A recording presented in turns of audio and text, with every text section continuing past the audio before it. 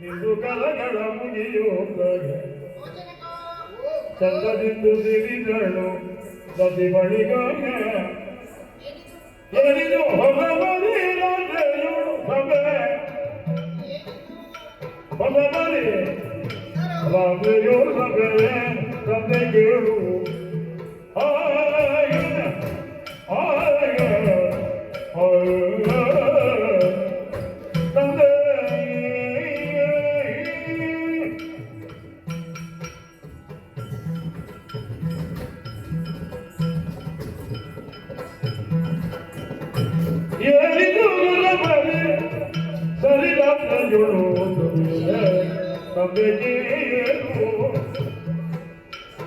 ಈಗ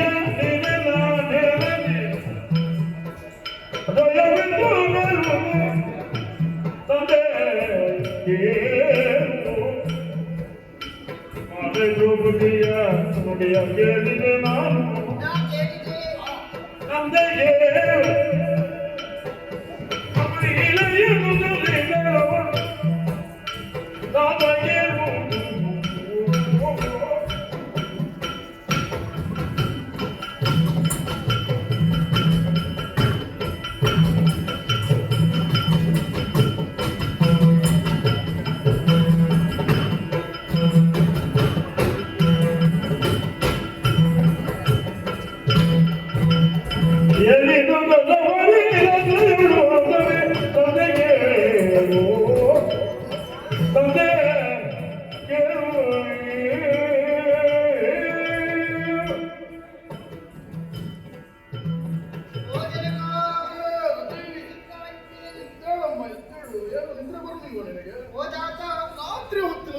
ತಂದೆಗೆ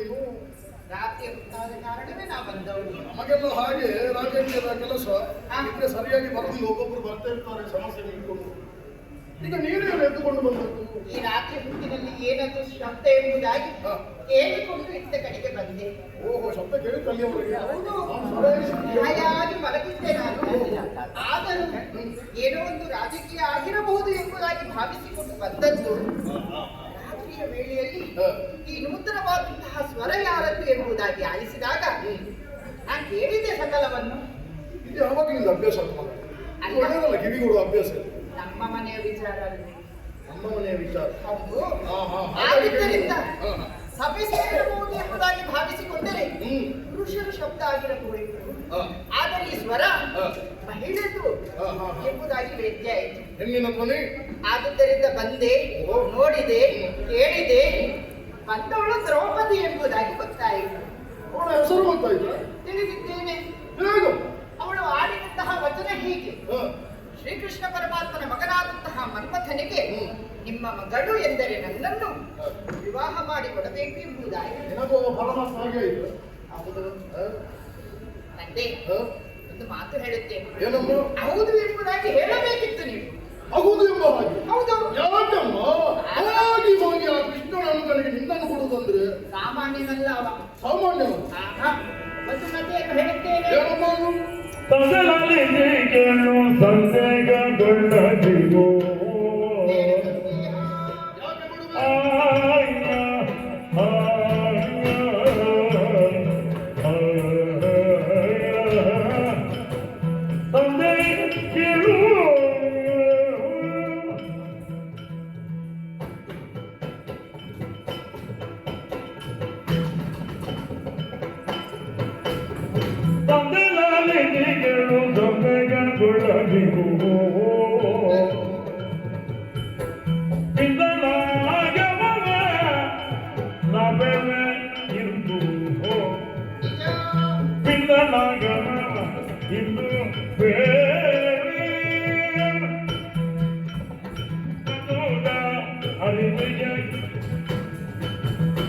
ಧ್ರುವದನಂದನೆ ತಮೋ ಯಾವುದಕ್ಕೆ ಬೇಡುವೆ ತಾಲಿಮುಂದು ಓದಕ್ಕೆ ಇವಳು ಸಜಿದಾನಂದ ನಿರುದಿಗ ಧೀರನಾದನ ಮಾದನೆಂಬನಿಗೆ ಕಾಲೆಯ ಎರಡನ್ನ ವೈವಾಗ ಎಲ್ಲಗರು ನಾಳೆಯ ಎರಡು ವೈವಾಗ ಎಲ್ಲಗರು ನಾಲಿದು ಬಗೆ ಬಂದರಿ ಬಗೆಗೆ ಅದಂದೇಳು ಸಂಬೇಗ ಕೊಳೆಯು ಯಮಗೆ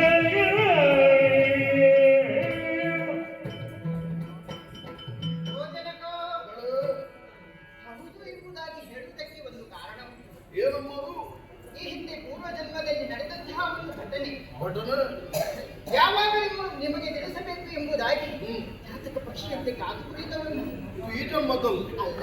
ಪೂರ್ವ ಜನ್ಮ ಹೌದು. ನೋಡೊಮ್ಮೆ ಹೇಳು. ಮನ್ಮಥನನ್ನೇ ನಾ ವರಿಸಬೇಕು ಎಂಬುದಾಗಿ ಹಾ. ಮನ ಮಾಡಿದವಳು. ಹೌದೇ? ಹೌದು. ಆಹಾ. ಈ ವೇದಿಕೆ ಸಿದ್ಧಾದದ್ದು ಅದಕ್ಕೆ ಬೇಕಾಗಿ. ಹೌದು. ಈ ಪೂರ್ವದಲ್ಲಿ ಶಿವಗೌರಿ ಒಂದಾಗಬೇಕಾದ್ರೆ ಹಾ. ಮನ್ಮಥ ಭಸ್ಮರಾಗಿ ಹೋದ. ಓಹೋ. ಆ ಕಥೆಯನ್ನು ಎಲ್ಲರೂ ಕೇಳಿದ್ದಾರೆ. ಹಾ. ಒಟ್ಟಿಗೆ ಇದ್ದಂತಹ ರತಿಮನ್ಮಥರು ಹ್ಮ್. ಬೇರೆ ಬೇರೆ ಆದವರು. ಹಾ. ಆದರೂ ಅವರು ಕೂಡಬೇಕು ಎಂಬುದಾಗಿ ಹಾ. ಶ್ರೀಹರಿಯ ಹರಿಯಲ್ಲಿ ಹ್ಮ್. ಇದ್ದವರಿದ್ದಾರೆ. ಸರಿ. ಆದುದರಿಂದ ಹ್ಮ್. ಈ ಕಾಲಘಟ್ಟದಲ್ಲಿ ಹಾ. ಸೇರಬೇಕು ಎಂಬುದಾಗಿ ಮನ ಮಾಡಿದಾಗ ಹ್ಮ್. ಮನ್ಮಥ ಇಲ್ಲ. ಆಹಾ. ಆದರೂ ಆತನ ನೆನೆಸಿಕೊಂಡು ಹಾ. ಅಲ್ಲಿ ಎದ್ದೋಳು ನಾನು. ಓಹೋ. ಆ ಸಮಯದಲ್ಲಿ ಹಾ. ಸಂಭ್ರಮಸುರ ಎಂಬಂತಹ ದಾನವ ಬಂದು ಓಹೋ.